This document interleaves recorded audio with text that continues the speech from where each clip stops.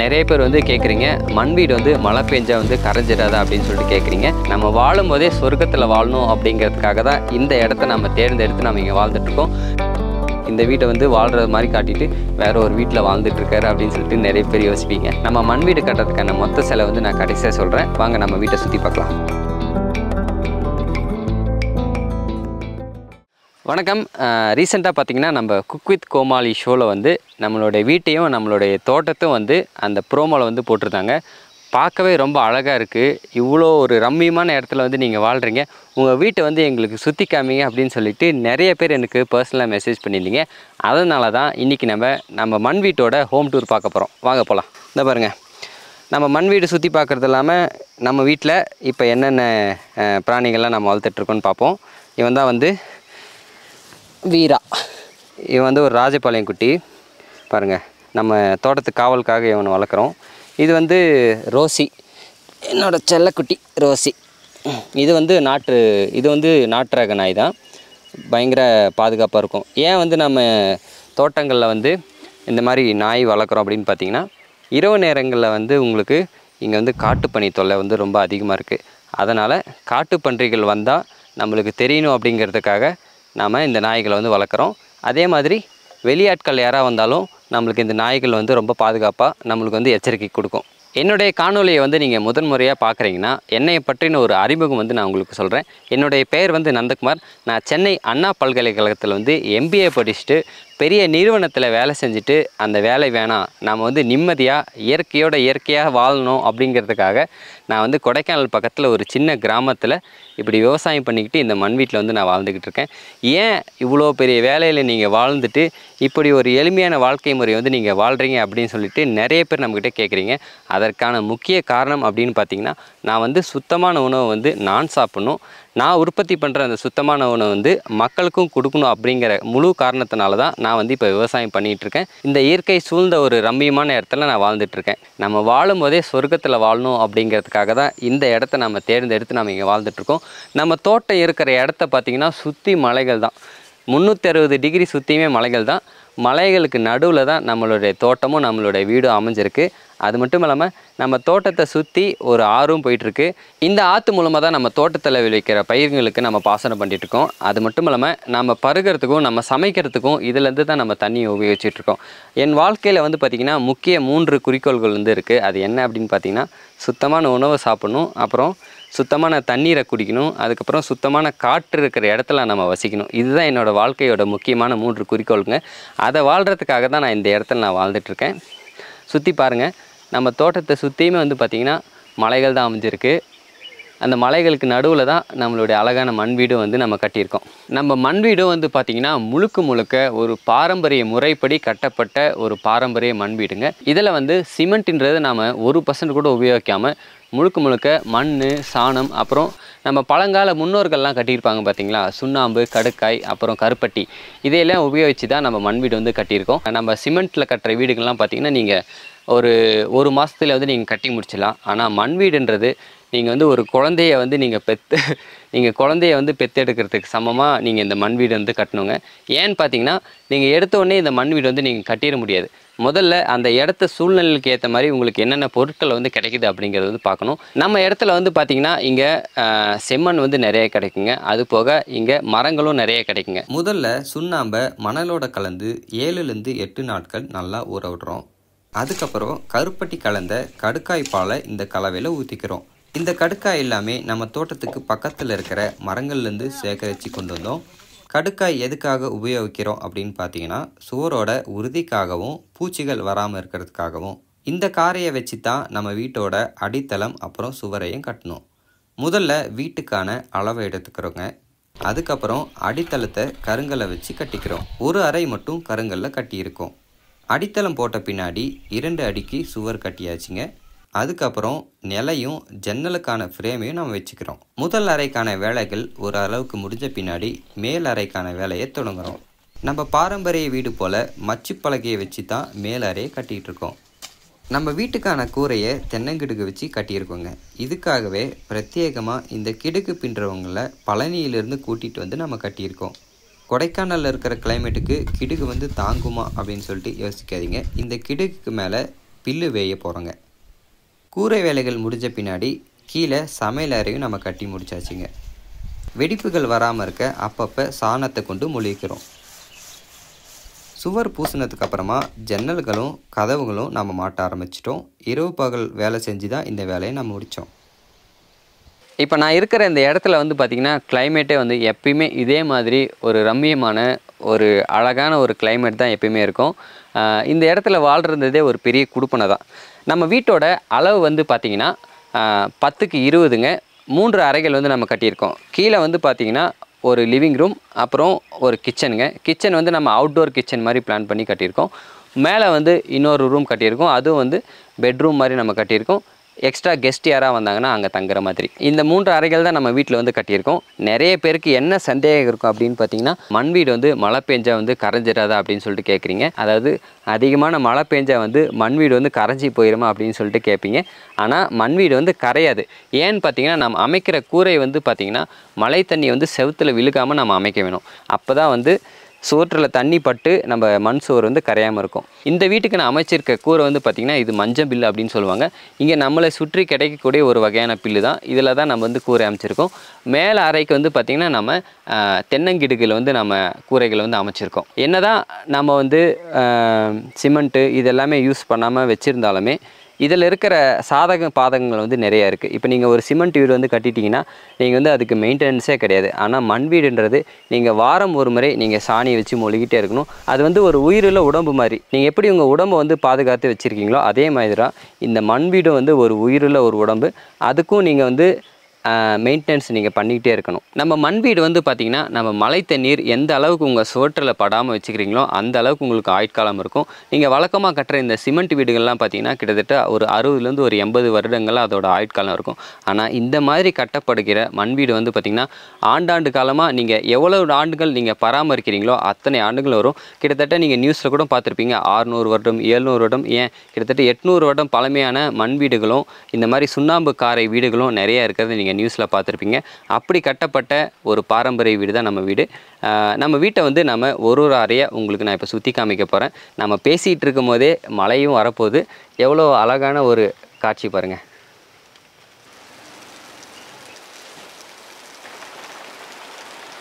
மழையும் பெய்ய ஆரம்பிச்சிச்சு. நம்ம மழை பெய்யும் போது நம்ம வீட்டுக்குள்ளே போயிட்டு எப்படி நம்மளோட அறைகள்லாம் நம்ம கட்டியிருக்கோம் அப்படிங்கிறத பார்ப்போம். நம்ம மண் வீடு கட்டுறதுக்கான மொத்த செலவு வந்து நான் கடைசியாக சொல்கிறேன். வாங்க நம்ம வீட்டை சுற்றி பார்க்கலாம்.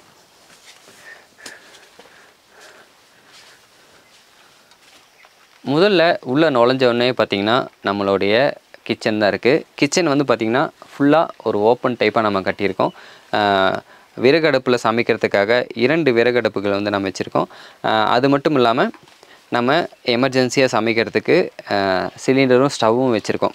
ஏன்னா நம்ம நிறையா டயத்தில் வந்து நம்மளுக்கு திடீர்னு எமர்ஜென்சியாக ஏதாவது சமைக்கணும் அப்படிங்கிறதுனால நம்ம அடுப்பு யூஸ் பண்ணிக்கிறோம். நிறைய பேர் வந்து என்ன யோசிக்கிறீங்க, நம்ம வந்து இந்த வீட்டை வந்து வாழ்கிற மாதிரி காட்டிட்டு வேறு ஒரு வீட்டில் வாழ்ந்துட்டுருக்காரு அப்படின்னு சொல்லிட்டு நிறைய பேர் யோசிப்பீங்க. அப்படியெல்லாம் கிடையாதுங்க. நம்ம வாழ்கிறதும் இருக்கிறதும் இதே வீடு தான். நம்ம வீட்டை எப்படி சுற்றி பார்ப்போம் வாங்க. இது வந்து பார்த்திங்கன்னா நம்ம 2 மண் அடுப்பு வந்து போட்டிருக்கோம். இதில் வந்து பார்த்திங்கன்னா இப்போ குழம்பு அதுக்கப்புறம் சாப்பாடு இந்த மாதிரிலாம் செய்கிறது வந்து இந்த அடுப்பில் நம்ம செஞ்சுக்கிறோம். இதில் வந்து பார்த்திங்கன்னா ஒரு புகை குண்டு வச்சுருக்கோம். புகை வந்து தனியாக போகிறதுக்காக இந்த புகை வந்து இந்த புகை குண்டு வழியாக மேலே போயிடும். அடுத்து வந்து பார்த்திங்கன்னா அதுக்கு பக்கத்துலேயே வந்து ஒரு பெரிய அடுப்பும் போட்டிருக்கோம். இந்த பெரிய அடுப்பு வந்து எதுக்காக அப்படின்னு பார்த்திங்கன்னா நிறைய கெஸ்ட்டுங்க இல்லை விருந்தாளிகள்லாம் நிறைய பேர் வந்தாங்கன்னா அவங்களுக்கு பெரிய அளவில் சமைக்கிறதுக்காக, இப்போ உதாரணத்துக்கு நம்ம நண்பர்கள் உறவினர்கள்லாம் வராங்கன்னா அவங்களுக்கு ஒரு 10 பேர் வராங்கன்னா அவங்களுக்கு பிரியாணி சமைக்கிறது அந்த மாதிரி பெரிய அளவில் சமைக்கிறதுக்காக இந்த அடுப்பு வச்சுருக்கோம். அது போக நம்ம ஸ்டவ்வும் வச்சுருக்கோம். இதில் வந்து நம்ம அவசரமாக ஏதாவது செய்யணும் அப்படிங்கிறதுனால இப்போ காலையில் எழுந்திரிச்சோடனே டீ காஃபி எது போடணும் அப்படிங்கிறதுனால இந்த அடுப்பு நம்ம வச்சுருக்கோம். ஏன் வந்து நம்ம விறகு அடுப்பில் வந்து சமைக்கணும் அப்படின்னு பார்த்திங்கன்னா, வழக்கமாக நீங்கள் ஸ்டவ்வில் சமைக்கிற உணவை விட விறகடுப்பில் நீங்கள் சமைக்கிற உணவு வந்து பயங்கர ருசியாக இருக்கும். நம்ம விறகடுப்புக்கு யூஸ் பண்ணுற விறகு எல்லாமே இங்கே மேலே லைனாக அடுக்கி வச்சுருக்கோம். ஏன்னா நம்ம அடுப்புக்கு மேலேயே இந்த விறகும் வச்சுருந்தா அந்த கனல்லே அது வந்து நல்லா காஞ்சி நம்ம வைக்கும்போது நல்லா எரியும். நீங்கள் எந்த மாதிரி உணவு வந்து நீங்கள் சாப்பிட்றீங்க அப்படின்ற நிறைய பேருக்கு கேள்வி இருக்கும். வழக்கமாக நம்ம தோட்டங்களில் கிடைக்கிற காய்கறிகளை வச்சு தான் நம்ம குழம்பு, காய்கறிகள், கீரைகள், அப்புறம் கூட்டு இந்த மாதிரி பண்ணிக்கிறோம். இப்போ வந்து நம்ம தோட்டத்தில் வந்து கேரட் விளைஞ்சிக்கிட்டு இருக்குது, அப்புறம் முள்ளங்கி விளைஞ்சிருக்கு. ஸோ அதை வச்சு நம்ம கூட்டு இல்லை பொரியல்கள், குழம்பு இந்த மாதிரி நம்ம பண்ணிக்கிறோம். அரிசி வகைகள் நீங்கள் பெரும்பாலும் என்னென்ன சாப்பிட்றீங்க அப்படின்னு பார்த்தீங்கன்னா, அரிசி வகையில் பாரம்பரிய அரிசி ரகங்களில் சிறுதானியங்கள் நான் நிறையா சாப்பிடுவேன். அது போக பாரம்பரிய அரிசி ரகங்களும் நாம் சாப்பிட்றோம். அதே மாதிரி பாரம்பரிய அரிசி ரகமும் நம்ம தோட்டத்தில் வந்து நம்ம பயிரிட்டுருக்கோம். அடுத்து வந்து பார்த்திங்கன்னா, நம்ம வேலை செய்கிறதுக்கான ஒரு மேசை வந்து நம்ம இங்கே அமைச்சிருக்கோம். காய்கறி நறுக்கிறது, அதுக்கப்புறமா மாவு பிசையிறது, ஸோ அந்த மாதிரி வேலைகள்லாம் இந்த மேசையில் வச்சு நம்ம பண்ணிக்குவோம். அது போக இங்கே பார்த்திங்கன்னா, நம்ம தோட்டத்திலே விளைஞ்ச இந்த மலைப்பூண்டு இருக்குது. கொடைக்கானலுக்கே ரொம்ப ஃபேமஸான மலைப்பூண்டு இதுதான். நம்ம தோட்டத்திலே விளைஞ்சதுங்க. இது வந்து பார்த்திங்கன்னா, நீங்கள் வழக்கமாக கிடைக்கிற பூண்டை விட இதில் வந்து காரத்தன்மை வந்து உங்களுக்கு அதிகமாக இருக்கும். இது நம்ம ரசத்துக்கு, பிரியாணிக்கு, ஸோ குழம்புக்கு எல்லாத்துக்குமே நீங்கள் பயன்படுத்தலாம். ரொம்ப ஒரு மருத்துவ குணம் வாய்ந்ததுங்க. இதை வந்து இந்த மாதிரி அடுப்புக்கு பக்கத்தில் வந்து நம்ம கட்டி வச்சிட்டோம்னா அது வந்து சீக்கிரம் வந்து முளைப்பு திறன் வராமல் இருக்கும். நீங்கள் ரொம்ப நாட்கள் வந்து நீங்கள் சேமித்து வச்சுக்கலாம். அடுத்து வந்து இது வந்து கிச்சன் சிங்க்குங்க. இன்னும் பைப்லைன் கனெக்ஷன் வந்து கொடுக்கல. பைப்லைன் கனெக்ஷன் வந்து இனிமேல் தான் நம்ம கொடுக்கணும். கொடுத்த பின்னாடி இங்கேயே நம்ம பாத்திரங்கள்லாம் வாஷ் பண்ணிப்போம். இப்போதைக்கு நம்ம ஆற்றுல கொண்டு போய் நம்ம பாத்திரங்கள்லாம் நம்ம கழுவிட்டு இருக்கோம். கூடிய சீக்கிரத்தில் நம்ம பைப்லைன் கனெக்ஷன்லாம் கொடுத்த பின்னாடி இங்கேயே நம்ம பாத்திரங்கள் விளக்கிக்குவோம். அடுத்து வந்து நம்ம முக்கியமான லிவிங் ரூம்க்குலாம் நம்ம போகிறோம். இதுதான் நான் பார்த்து கட்டின என்னுடைய மண் வீட்டோட லிவிங் ரூமு. இதுதான் நம்ம வீட்டில் பிடிச்ச ஒரு முக்கியமான இடம். இங்கே தான் வந்து பார்த்திங்கன்னா நம்மளுடைய சமையல் பாத்திரங்கள், அப்புறம் குவளைகள் இதெல்லாமே நம்ம வச்சுருக்கோம். பெரும்பாலும் நம்ம சமைக்கிறதுக்கு யூஸ் பண்ணுற பொருட்கள் எல்லாமே பார்த்திங்கன்னா மண் பாண்டங்களாக இருக்கும். அப்படி இல்லைன்னா வந்து பித்தளை பாத்திரங்களாக இருக்கும். நம்ம குழம்புகள் வைக்கிறதா இருக்கட்டும், இல்லை சாப்பாடு வடிக்கிறதா இருக்கட்டும், எல்லாமே வந்து இந்த மாதிரி மண்பாண்டங்கள் வந்து நம்ம செய்கிறோம். அது போக நம்ம பித்தளை பாத்திரங்கள் வந்து நம்ம நிறையா சேகரித்து வச்சுருக்கோம். இது எல்லாமே வந்து பார்த்திங்கன்னா ரொம்ப வருஷம் பழமையான பித்தளை பாத்திரங்கள். எனக்கு வந்து ரொம்ப பிடிக்கும் பித்தளை பாத்திரம். இது வந்து பார்த்திங்கன்னா தூக்குச்சட்டி அப்படின்னு சொல்லுவாங்க. அந்த காலத்துலலாம் வயலில் வேலை செய்கிறவங்க வந்து அவங்களுடைய வீட்டுக்காரி வந்து அவங்களுடைய கணவருக்கு வந்து இதெல்லாம் தான் வந்து சாப்பாடு கொடுத்து விடுவாங்க. அப்புறம் இது வந்து பித்தளையிலே வந்து இந்த முறுக்கு புளியறதுங்க. இதில் வந்து நீங்கள் முறுக்கு, அப்புறம் இடியாப்பம், சீடை இந்த மாதிரி நிறைய பொருட்களை வந்து இதில் வந்து நீங்கள் செய்யலாம். அதுக்கப்புறம் பித்தளையிலே பார்த்திங்கன்னா இந்த காஃபி ஃபில்டர் போட்டிருக்கோம். அதாவது நம்ம ஃபில்டர் காஃபி போடுறதுக்காக இந்த பித்தளையில் இருக்கிற இந்த ஃபில்டர் காஃபி இருக்குது. இதே மாதிரி நிறைய பொருட்கள் வந்து நான் சேகரித்து வச்சுருக்கேன். பித்தளையில் இருக்கிற இந்த இட்லி குண்டா, அதுக்கப்புறம் பல வித சைஸில் இருக்கிற இந்த நெல்லுப்படி, அதாவது படியிலே ஒரு படி, அரைப்படி, கால் படி, முக்கால் படி இந்த மாதிரி எல்லாமே வந்து சேகரித்து வச்சுருக்கோம். இந்த ரேக்கில் இருக்கிறது எல்லாமே பார்த்திங்கன்னா நம்மளோட சேனலில் வந்து சமைப்போம் இல்லைங்களா. ஸோ அதில் வந்து இந்த மாதிரி ஏதாவது மாவு பிசைகிறது, இல்லை ஏதாவது கேக் செய்கிறது, ஸோ அந்த மாதிரி எல்லாமே இந்த மாதிரி பீங்கான் பொருட்களை வந்து நம்ம உபயோகிக்கிறோம். இந்த அறையோட அளவு வந்து பார்த்திங்கன்னா 10x11, அதாவது 110 ஸ்கொயர் ஃபீட்டுங்க. இந்த வீடை வந்து நான் அமைச்சிருக்க முறை வந்து பார்த்திங்கன்னா மச்சு வீடு அப்படின்னு சொல்லுவாங்க. மேலே வந்து பலகை அமைச்சு அதுக்கு மேலே இன்னொரு ரூம் கட்டுற மாதிரி ஒரு மாடல். அதே மாதிரி கீழே வந்து பார்த்திங்கன்னா முழுக்க கருங்கல்லை வச்சு நான் கட்டியிருக்கேன். கருங்கல் வந்து வழக்கமாக சிமெண்ட் வச்சு கட்டுவாங்க. ஆனால் நான் பாரம்பரிய முறைப்படி சுண்ணாம்பு, கடுக்காய், அதுக்கப்புறமா கருப்பட்டி இதெல்லாமே நல்லா ஊற வச்சு அதை நல்லா புளிக்க வச்சு அதை வந்து நம்ம காரை அப்படின்னு சொல்லுவாங்க, காரை செவுறு மூலமாக நம்ம இந்த கருங்கல் வந்து கட்டியிருக்கோம். ஏன்னா நம்ம மேலே ஒரு ரூம் கட்டுறதுனால கீழ் செவுறு வந்து நல்லா ஸ்ட்ராங்காக இருக்கணும் அப்படிங்கிறதுக்காக இந்த முறைப்படி நம்ம கட்டியிருக்கோம். அதே மாதிரி நம்ம வீட்டில் உபயோகிச்சிருக்கிற எல்லா மரப்பொருட்களுமே வந்து பழைய மரங்களாக நம்ம வாங்கி அதை வந்து நம்ம வேலை செஞ்சு தான் ஜன்னல்கள், கதவுகள் இது எல்லாத்துலேயுமே நம்ம வந்து உபயோகிச்சுருக்கோம். இங்கே பாருங்கள், ஆட்டுக்குட்டி இங்கே வந்துடுச்சு. இவ பேர் தான் வந்து சில்க்கு. பேர் பார்த்தீங்களா, சில்க்கு பா பா பா பா. நம்ம தோட்டத்தில் வந்து 2 ஆட்டுக்குட்டி இருக்குங்க. அப்புறம் கீழே வந்து ஃப்ரண்ட்டில் முயல் குட்டி இருக்குது. நான் அப்புறம் ரூமை சுற்றி காட்டிட்டு உங்களுக்கு அப்படியே வெளியே காட்டுறேன் என்னென்ன இருக்குன்ட்டு. அதே மாதிரி இந்த ஷெல்ஃபும் வந்து பார்த்திங்கன்னா எல்லாமே பழைய மரங்களில் வந்து நம்ம எடுத்து அதை இலச்சி இந்த அளவுக்கு ஏற்ற மாதிரி நம்ம முதல்ல கட்டும் போதே வந்து கேப் விட்டு கட்டிட்டோம். கேப் விட்டு கட்டிட்டு அந்த இடத்துல வந்து நம்ம ஷெல்ஃப் வந்து நம்ம அமைச்சிருக்கோம். இதெல்லாம் பார்த்திங்கன்னா பழைய மரங்கள், பார்த்திங்கன்னா அந்த பழைய பெயிண்ட் எல்லாமே உங்களுக்கு தெரியும். அதெல்லாமே நம்ம வந்து இலச்சிட்டு அதுக்கப்புறமா இந்த ஷெல்ஃப் வந்து நான் அமைச்சிருக்கோம். ஏன் வந்து எல்லா ஷெல்ஃபுமே காலியாக இருக்குது அப்படின்னு சொல்லிட்டு பார்க்காதீங்க. நம்மளுடைய பக்கத்து வீட்டில் வந்து நம்ம முத கட்டின பார்த்திங்களா அந்த சின்ன மண் வீடு, அதில் வந்து முக்கால்வாசி பொருட்கள் எல்லாமே அங்கே தான் இருக்குது. இங்கே வந்து நம்ம உரங்கறதுக்கு மட்டும் நம்ம பயன்படுத்திகிட்டு இருக்கோம். இது வந்து பார்த்திங்கன்னா ஷெல்ஃபு தான். இது வந்து நம்ம அடுத்து சாமி ரூமாக, அதாவது குட்டி ஒரு சாமி ரூம் மாதிரி நம்ம ரெடி பண்ணிகிட்ருக்கோம். நம்ம வீட்டோட சிறப்பம்சமே அப்படின்னு பார்த்தீங்கன்னா எல்லாமே பழைய பொருட்கள் தான். இங்கே மேலே பார்த்தீங்கன்னா மந்தாங்கி கட்டை அப்படின்னு சொல்லுவாங்க. இது வந்து பார்த்திங்கன்னா ஒரு பழைய காலத்து நிலவுங்க. இதை வந்து 2 நிலவையும் சேர்த்து அப்படியே வச்சுட்டு நம்ம இதை மந்தாங்கி மாதிரி நம்ம உபயோகிச்சுக்கிறோம். பாருங்கள், கிட்டத்தட்ட இதெல்லாம் வந்து ஒரு 100 வருஷம் பழமையான மரம். அதை வந்து நம்ம உபயோகித்து மந்தாங்கி கட்டை மாதிரி போட்டிருக்கோம்.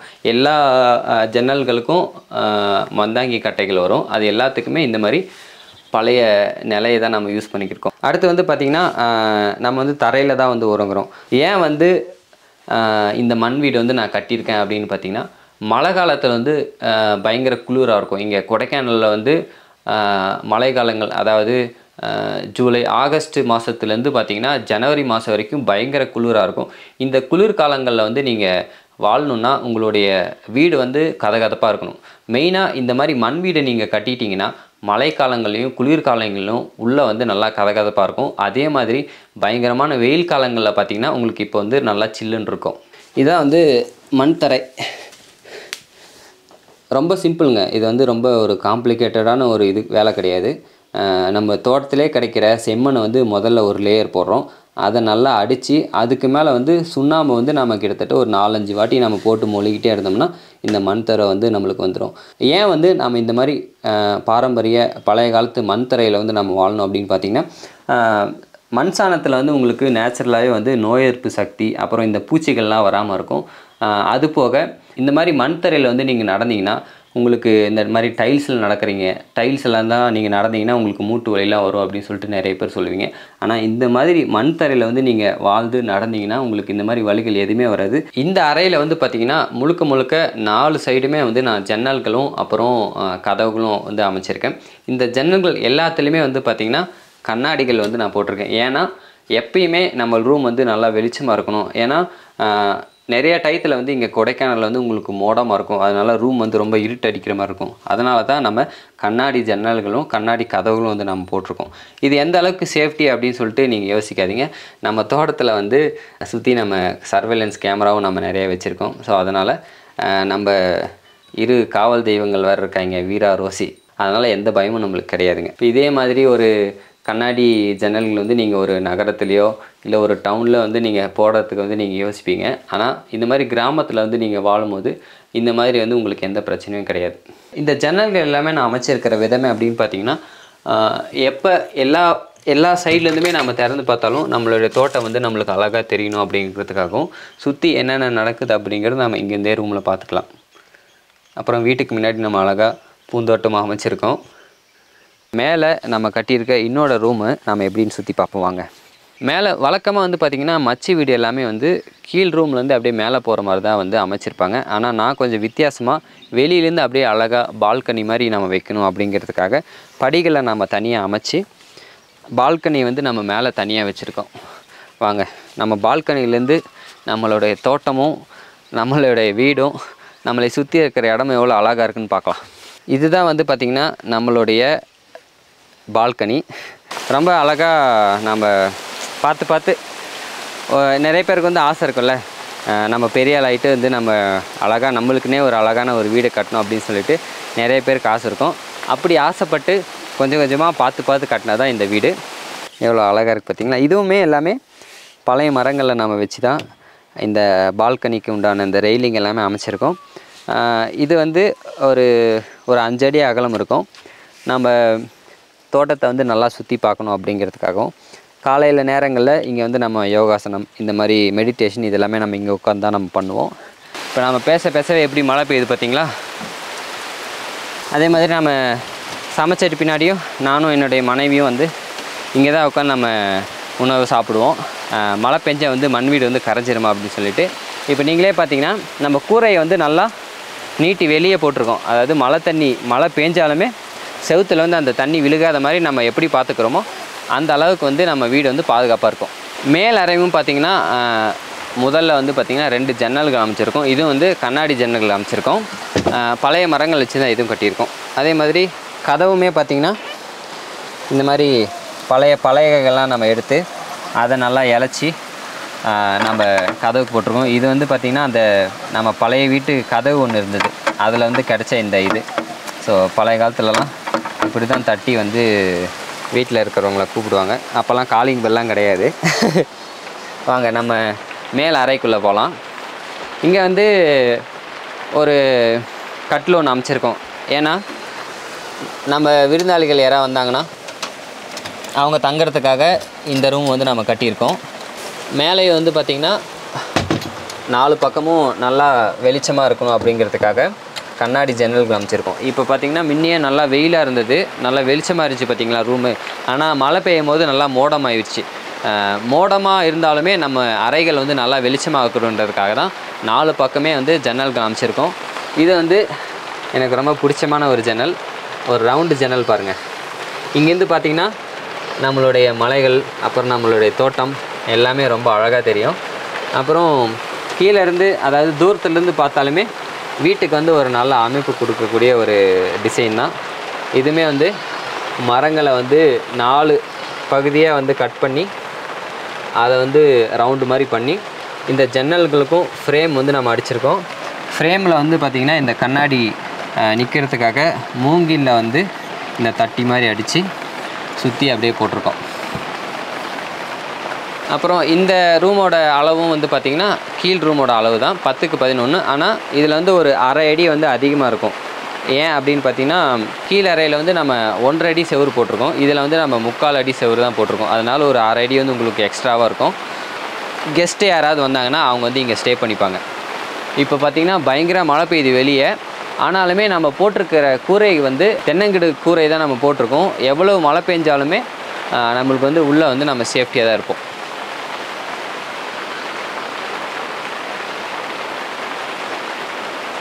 நம்ம வீட்டோட ஒரு முக்கியமான ஒரு சிறப்பம்சம் அப்படின்னு பார்த்திங்கன்னா இதில் நான் உபயோகிச்சிருக்க எல்லா பொருட்களுமே வந்து 100% ஒரு மறுசுழற்சி வாழ்க்கைக்கு ஒரு உதாரணமாக இருக்கணும் அப்படிங்கிறத காட்டுறதுக்காக தான் நம்ம வாழ்ந்துட்டுருக்கோம். மேலே போட்டிருக்க கூரைமை வந்து தென்னங்கிடுகு. இது வந்து ஒரு 3லேருந்து ஒரு 4 வருஷம் வரையும் நம்மளுக்கு தாங்கும். அதுக்கு மேலே நம்ம பில்லு போட்டால் இன்னும் ஒரு வருஷம் எக்ஸ்ட்ராவாக தாங்கும். நீங்கள் ஏன் வந்து ஒரு ஷீட்டோ இல்லை வந்து காங்கிரீட்டோ நீங்கள் போடல அப்படின்னு சொல்லிட்டு யோசிக்காதீங்க. நம்மளுக்கு வந்து இங்கே இது வந்து நம்மளுக்கு விலை கம்மியாக நம்மளுக்கு கிடைக்கும். அதே மாதிரி இந்த கிடுகு பின்னுறவங்கலாம் கிட்டத்தட்ட இந்த கிடுகு பின்னுறதுக்கு வந்து 4லேருந்து ஒரு 5 ஆட்கள் வந்து வந்தாங்க.